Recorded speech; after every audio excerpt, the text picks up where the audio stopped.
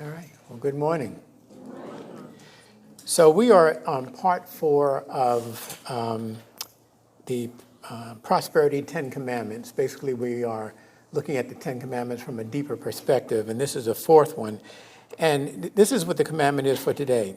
Remember the Sabbath day to keep it holy. 6 days shall thou labor and do all thy work, but on the seventh day is the Sabbath of the Lord thy God.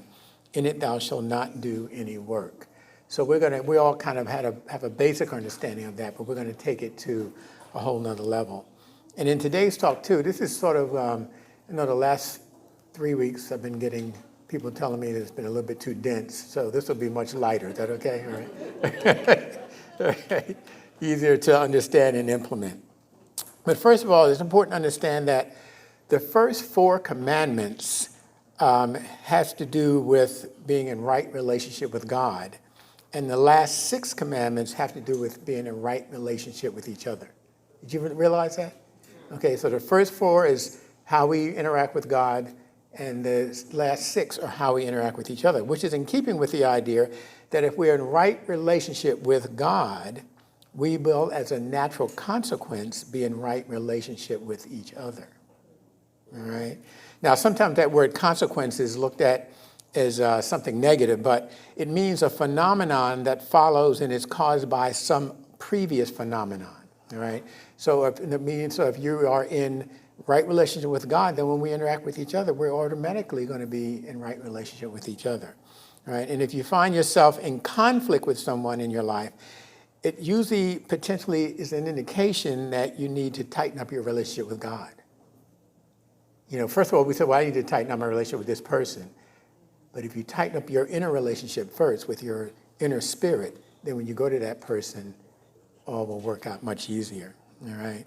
So the 4th commandment is the last in describing right action towards God. Remember the Sabbath day to keep it holy. And the simplest way to approach the 4th commandment is to understand the significance of the word Sabbath. Now, according to Webster's dictionary, Sabbath is a time of rest or repose or intermission of effort, all right? We've all basically thought of it, Sunday as the Sabbath, but what we're going to really get into is Sabbath as any moment that you choose to be still, okay? So the Sabbath is a time to take a pause from labor, struggle of work, or any kind. It's a time to rest for the purpose of gathering strength and energy to prepare yourself to step boldly into whatever the next step of action is, all right? Now, in nature, we know that there's animals who hibernate in nature. That actually, in Alaska, there are little frogs and things that actually in the winter they freeze solid. And then in spring, they thaw out and go about their business, right? But during that time, they're sort of in a period of rest. So we know that in nature, there's hibernation and dormancy that allows for natural regeneration and preparation for a burst of new activity.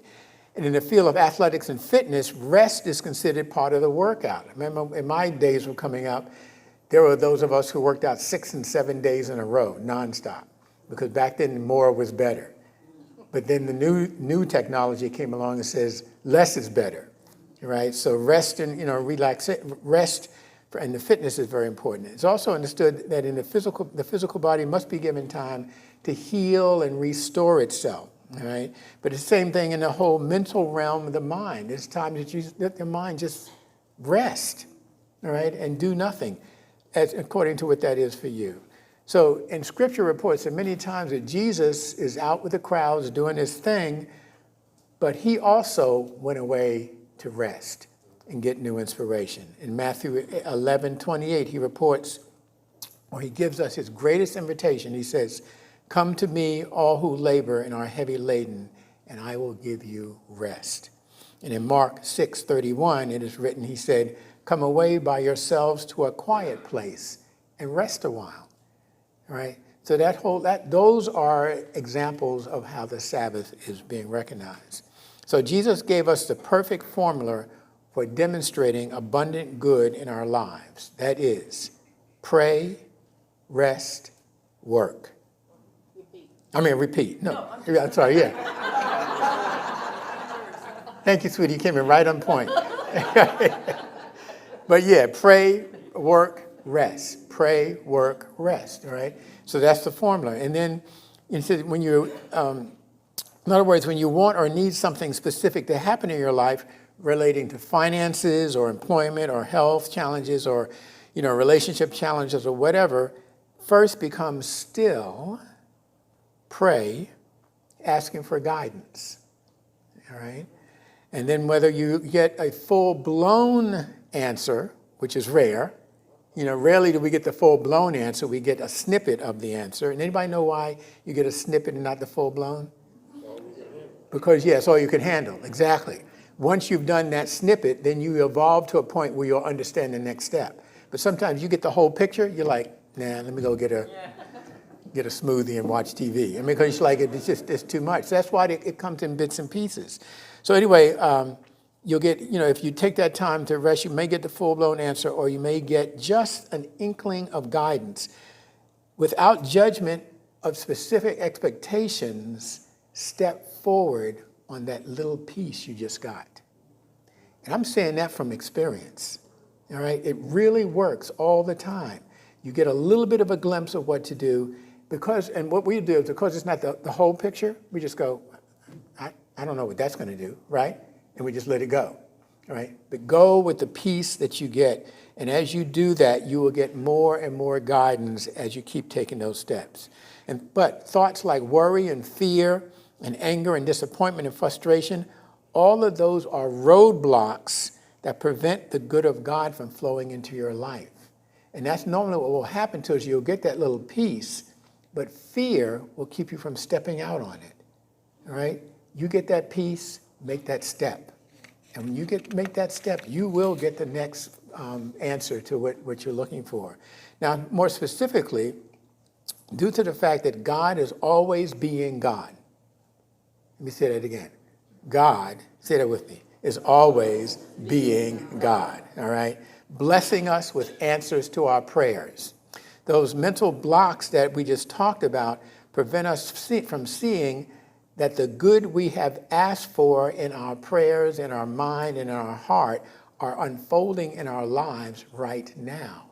Why? Because God is always being God.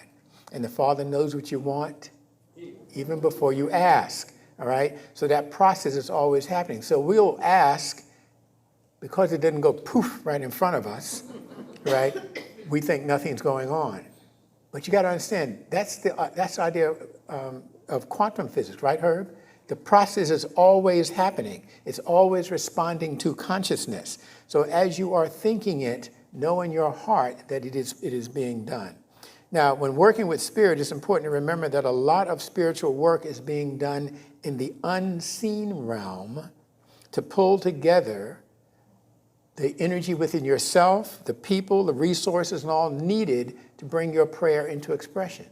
So when you're thinking this, remember, you think you're thinking inside yourself, but you're also radiating that idea out into the universe.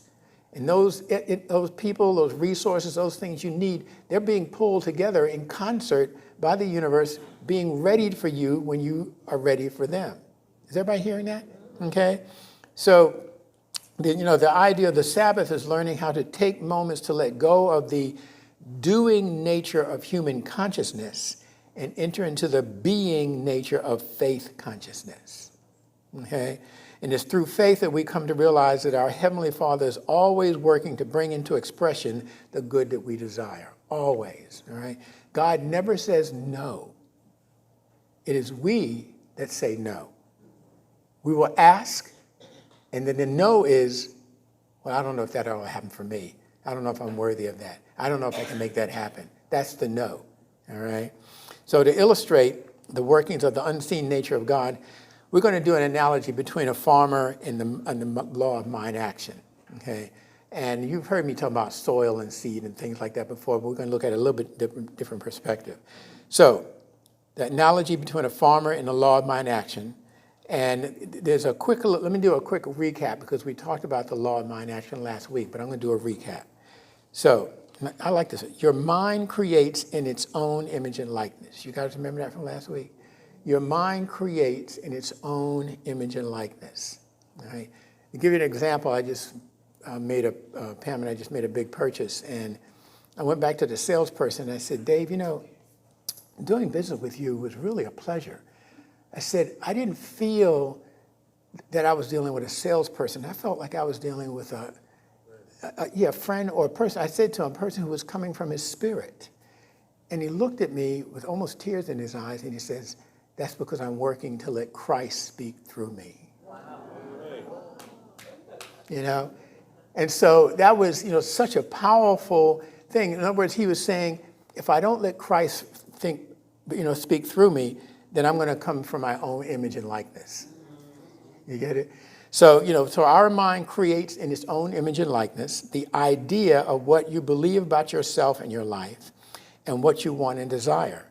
The idea created from your mind creates thought in its image and likeness, which is in line with what you believe about yourself and your life and what you want and desire. You get where I'm going with that? All right? So the thought that came out of the idea created by your mind produces words in its image and likeness, and those words produce or manifest in accord with its image and likeness, all in compliance with what you believe about yourself and your life and what you want and you desire. All right? Now, all of this sets into motion or create a process to manifest or produce what your mind creates. So if you want something different from what you're experiencing, you got to shift your image and likeness. Did that make sense? Okay? Because if you don't shift your image and likeness, you will keep producing the exact same thing over and over and over again. So if we take this creative process and for illustrative purposes, align it with how a farmer works, we may get a better idea how to handle the creative process carefully and with greater discipline. All right? Now, first the farmer makes a choice about what he wants to grow in his fields. And like I said, if you've been to our house, I did say it right, our house, right? If you've been to our house, you will see that, their farmers are all around us. Okay, they're, doing their thing and planting the things that they want to see produced. So the farmer makes choices about what he wants to grow in his field. He does not haphazardly choose seed, but rather he meticulously decides on what he wants to grow according to his needs and what will grow according to the condition of the soil that he is working with. You following me? All right? Now, there's no difference in the way we should work in our mind with spirit. You have heard it said that your consciousness is your field of soil. Its condition is based on the nature of your thinking, what you believe about yourself, and what you believe is possible for you to achieve in your life. All right? So the nature of the possibility thinking in your consciousness is based on the ideas, beliefs, and opinions that you've collected in your life that give you the mindset of what you believe is possible to achieve. So, you look at the people we see a lot in the news, the Jeff Bezos and Bill Gates, and those folks like that. What has happened with them is, and Warren Buffett, they've been working at this for years. You get what I'm saying? Developing the mindset for it. Jeff Bezos, if you look at his, he had many failures before he got to the idea that actually worked. But they've been working for years to develop that mindset. So you have to kind of look back over your life and saying, what have I been developing? What kind of a mindset have I been developing over the years based on how I've been reacting to the experiences that I've had? Is that making sense? Okay? So your consciousness contains all the loving, joyful, happy, successful times in your life, but it also contains all the fear and anger and sorrow and unforgiving emotions that you are holding on to. All of these make up the nature of your consciousness, which in this scenario is your field of soil or arena in which your ideas are being nurtured. Okay, so we typically have a tendency to embrace ideas according to what we believe is possible for us to have or achieve. Like I always ask my students, do they know what how you say that car, Bugatti? Is that it? The $2 million car, is it a Bugatti? $2 million, I said to my students, how many people would love to have a Bugatti? Because all their hands go up, But then I ask them, do you have the consciousness for it? You get it? So there's a lot of things we say we want, but then we have to ask ourselves, do we have the consciousness for it? So the key to that, if you say, this is what I want, and you say, but I don't know if I have the consciousness for it right now, then you know now what we're learning here is how to do the work to develop the consciousness to get the thing we want. All right? So the farmers in our neighborhood, they'll grow, I don't know, soybean, for example, but they won't do anything with it but turn it back into the soil. What are they doing? They're nurturing that soil so that next year, if they want to grow something that takes more nurtured soil, that's what they're doing. So you get me? So the same thing with yourself. If you're saying, this is what I want, but geez, I can't imagine myself having it, then you need to do the things to nurture the soil of consciousness to get yourself to the place where you can believe that you can have it. All right? And so, and again, this is practical. You have practical processes by going about this. So, we oftentimes, have ourselves, we got these conditions, these positions, these plights in life that, this is where I am right now, and I just can't figure out how to get out of it. But you can get out of it. We were sharing with somebody the other day, those times that Pamela and I had nothing, had lost everything and had nothing. But we developed the mindset, well, actually, when we had nothing, we still had everything, we had it up here. You get what I'm saying? And so we developed the plan of action, which we had to do step by step, which took years to get us to a point where we are now. That makes, but a lot of times what happens to us, if stuff happens to us, big things happen, then we say, this is my plight in life. This is just the way it is. All right? And as soon as you say this is the way it is, that's it. Okay? So we make conscious and unconscious choices about what we will plant in our consciousness, but it is interesting to note that even though we may not like the results or the harvest of our thoughts and beliefs, we will continue to plant and reap the same thing over and over again. I don't like what's going on in my life, but we keep planting the same thing that keeps that thing happening over and over again. Somewhere we got to stop and say, no, I'm not doing that anymore. I need to do the reading, the research, to get with people who can help me. We talked in the Prosperity Plus class about having mentors, people who are doing those things that you want to do. Read their autobiographies, watch their stories, understand how they shifted consciousness to get to where they are. You'd be surprised how many saints, I don't want to name them, but how many saints that we know were alcoholics, womenizers, all kinds of things, and something caused them to stop and reevaluate their lives, and they moved on, and now these are the books that we're studying about how to become spiritual, because they transformed their own consciousness, all right?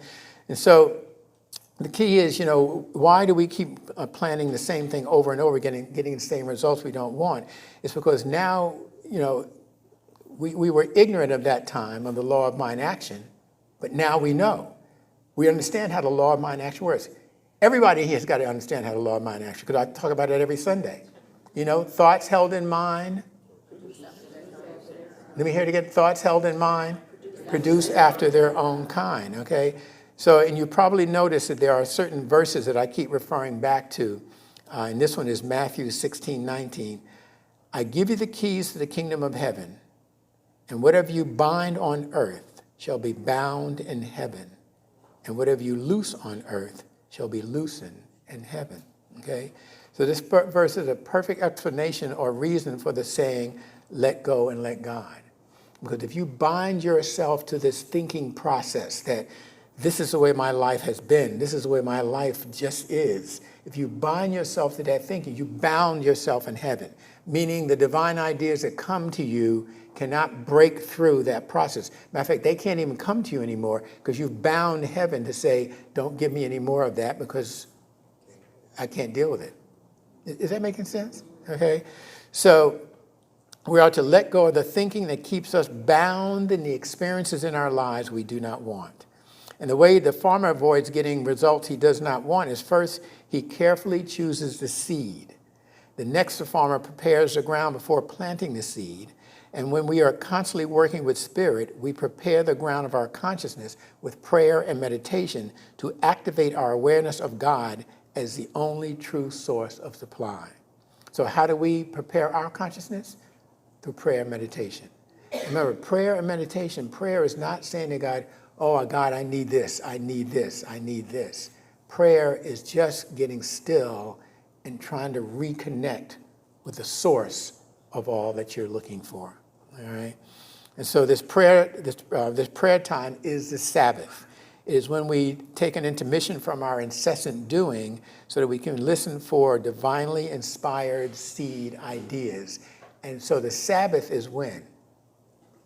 Anytime you need it, okay? Anytime you feel yourself frustrated, upset, lost, disillusioned, whatever, take a moment to enter into the Sabbath.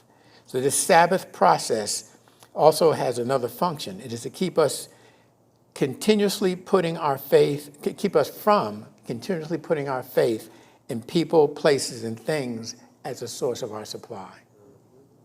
All right? That's a hard one because, we've been sort of conditioned to believe that, we're getting our good from outside. Remember, those outside things are merely sources or channels that the universe is using to pour that good through, all right? So yes, we can put our trust in people, places, and things. For example, put your trust in doctors, hospitals, medicine, whatever. But our faith is always to be reserved for God only, all right? And you get me? That's a slippery slope sometimes for the ego to grasp the difference between those concepts. Now, this is a definition of faith. I think it's from the Revealing Word. Faith is a perceiving power of your mind linked with the power to shape divine substance into whatever you want or need. Perceiving power of mind, right? So we perceive of these ideas of what we want in our lives, and through faith, we link up with this divine substance and we begin to shape that into what we have in our lives. Faith is spiritual assurance, the power to do the seemingly impossible. It is a magnetic power that draws to you your heart's desire from the invisible divine substance that God is. Faith is more than mere belief. It is the very substance of that which is believed. And it only works by love. All right? Thoughts of condemnation, hatred, anger, fear, resistance to change must be released because they are blocking the good you say you want. They must be released and replaced with your pure love for God. Then and only then will faith work in your life unhindered. Now, your love for God is your love for the divine substance in which you move and breathe and have your being. You get that? As opposed to your love for God. Okay? But if you have your love for God like this, you're waiting for that anthropomorphic being to do this for you.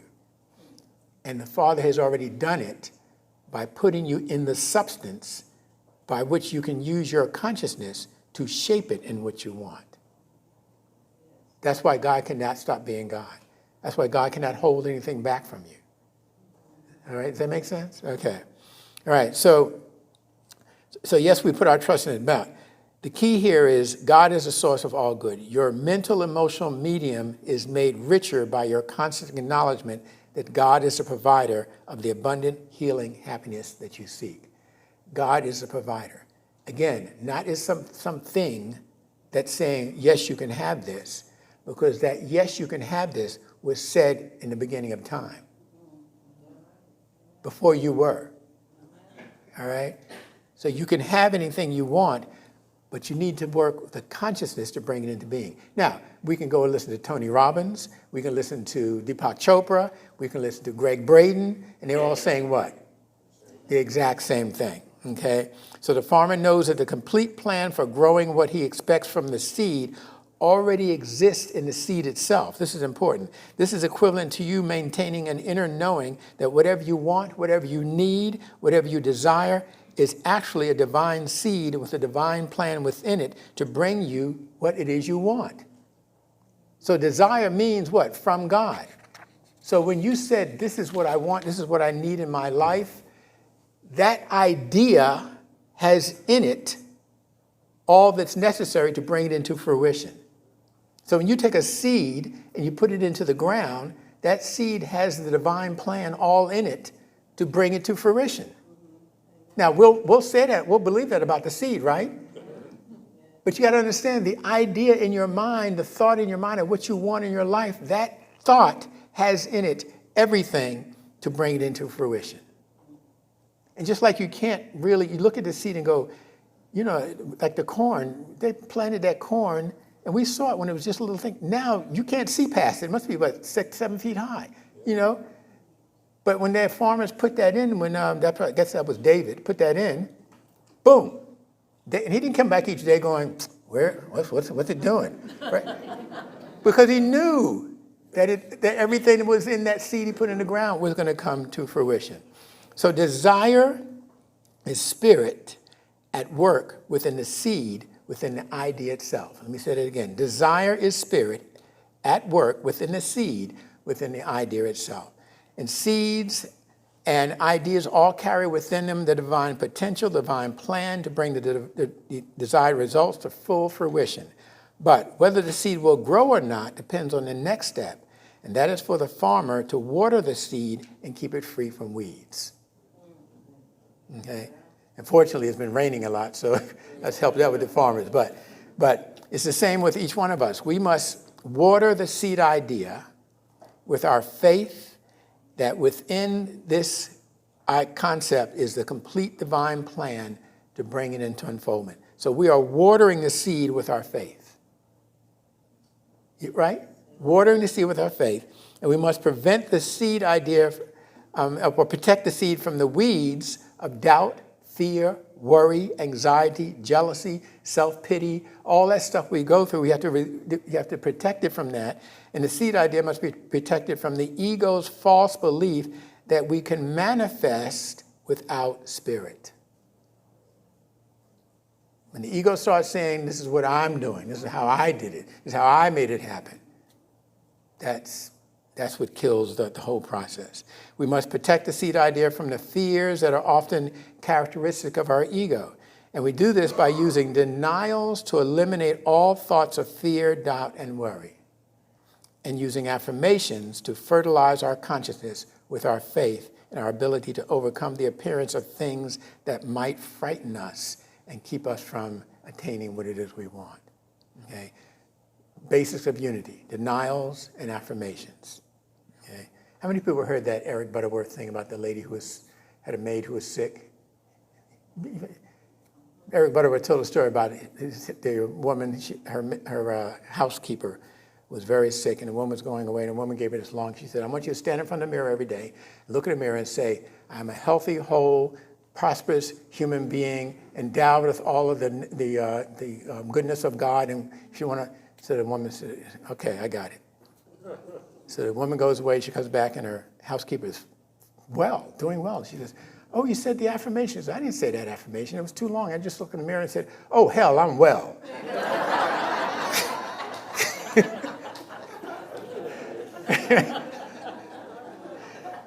So the key to that was that even with those words she said, she fully believed it. She had full faith that it was going to work, right?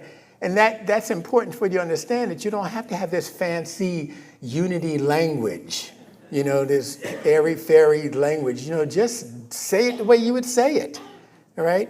But say it with faith and absolute belief that what you're saying is coming true for you. Now, the next step is important to illustrate the fourth commandment. After the farmer has finished his part, he rests in complete assurance that nature will do its part to bring him a rich, abundant harvest. Now, I'm going to give you 6 steps, and you might not be able to write them all down now, but you can always go back to the video. So the first thing is our work is to first choose the idea, the focus that is right for us according to our heart's desire. What is it that you really want in your life? Okay? And be real clear about it. Make sure it's what you want and not what it appears somebody else wants you to want. Okay? Or you're trying to copy off of somebody else. It's got to be what you really want.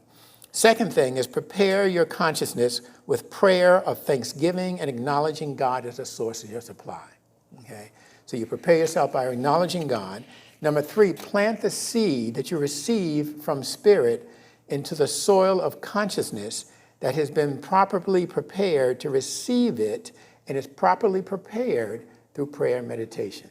Okay? So once you say, this is what I want, I don't know if this happens to you, but you're doing something mindless, and all of a sudden it comes to you. Anybody have that happen to them? It's like there's a communication I had to write, and I was thinking about the communication all week, and then I was working on my talk yesterday morning, and right in the middle of the talk, this whole communication came to me. So I stopped what I was doing to get to that, because when it comes, you better get it when it comes, all right? And so I stopped, and it was an easy process, because my mind was now ready to receive the divine idea that I had asked for. And then when I finished that up, I could go right back to working on my talk. That's how it works, But when it comes, how many people have had it come to you and you're going to go, oh yeah, I'll get to that. I'll get to that later. Right. Yeah. Way back in the 60s, when I was following Zig Ziglar and Earl Nightingale and all those folks, Brian Tracy, they would talk about sleeping with a notebook beside your bed. So when you woke up in the middle of the night with an idea, you write that down right now. Don't say to yourself, oh yeah, when I wake up in the morning, I'm going to do that. Wake up in the morning, it is gone. The reason why these divine ideas come like water out of a faucet. If you want the water that's coming out right now, you better put your cup under there right now and catch it, otherwise it's gone. So all these things we're talking about, all the great masters, Napoleon Hill, Think and Grow Rich, all of them talk about these ideas and have been doing it forever. So it's that process. So and the next thing is you water it with faith, and the absolute never-failing power of God is going to manifest this good in your life. So watering it with faith is, you think about this idea, and don't tell anybody. Unless it's your prayer partner, meaning a prayer partner is somebody you can talk to who listens to you and doesn't judge what you're saying. I think I told you that Thomas Edison, Alexander Graham Bell, I can't think of all of them. There are about 6 or 7 of them that got together every weekend. Henry Ford, they got together every weekend and they talked about what it is they were working on and developing. And see, the thing is, they were developing things that didn't exist. But the reason why they could get together with each other, because when somebody said, this is what I'm working on, the other, Thomas Edison, I'm working on creating the electric light bulb. The rest of them go, what? What the heck is that? All right, because that would have shot down the process. They would say something like, I'm assuming, I wasn't there, all right? Something like, tell us more about it. So in other words, they needed arenas of other great thinkers that they could share the seemingly impossible with and not be shot down. That's the kind of person or maybe people you want in your life, that do not judge these ideas that you're sharing. Okay?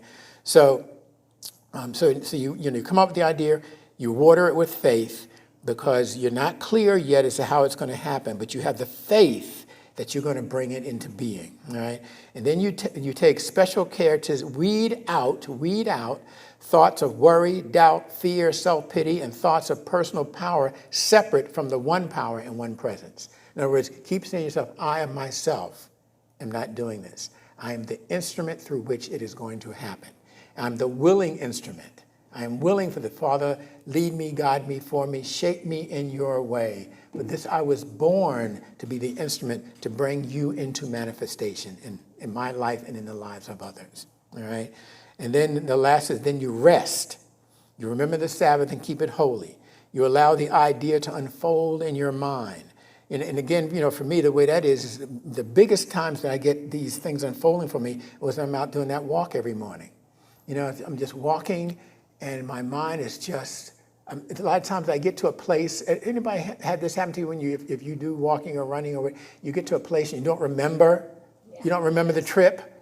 I've seen Rita out walking. Rita's a good walker, right? And you get to a point you go, oh, did I pass by? All right, okay, all right. So that's when you really kind of let your mind just really be open to spirit. And you do whatever it is for you. It's gardening or listen to music or dance. I don't know, whatever it is for you where the process happens, all right? So You rest and you allow the idea to unfold, and you keep alert. You stay alert, open to the possibility of change and the potential for greatness. And where you stay receptive, willing, full of thanksgiving, that the seed idea is growing into full fruition, even though you can't see anything happening. That's the key to the process. And that's why you don't want to tell people sometimes until it really gets full in your mind, all right, where you can share it in a way that it might make sense. But other than that, keep it to yourself. Or the prayer partner. It's great to have a prayer partner, somebody you can talk to and just let the process flow. So even though the farmer cannot see the seed sprouting, he knows with great faith that it's sprouting and growing. So it is with us. Even though we may not see anything happening in the outer dimension in terms of some activity that's an indicator that the idea or the desire is being answered, we must have faith knowing that the Father is working still. That's what Jesus said, right? I am working and my Father is working still. Okay? So the work that we do is what was given to us to do through our own mental processes. And sometimes it will come from others. Somebody might say, have you ever thought of? And you go, wow, no, I hadn't thought of that. Okay? So I'm going to end with this affirmation. It comes from yesterday's Science of Mind. I celebrate the results I create, knowing they move me in the direction of my dreams. I celebrate the results I create. Say that with me. I celebrate the results I create, knowing they move me in the direction of my dreams. Say that. Knowing they move me in the direction of my dreams. Amen.